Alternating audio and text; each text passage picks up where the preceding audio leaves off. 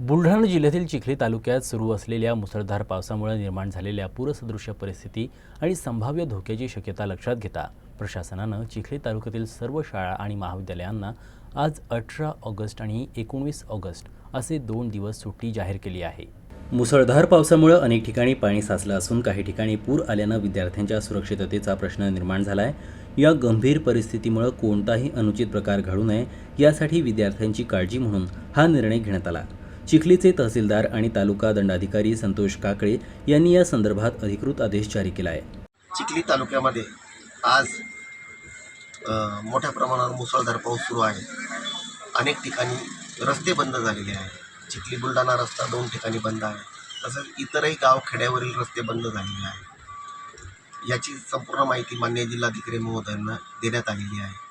त्यांच्याच सूचनेवरून मी तहसीलदार तथा तालुका दंडाधिकारी आज व उद्या चिखली तालुक्यातील सर्व शाळा कॉलेज यांना सुट्टी जाहीर करत आहे।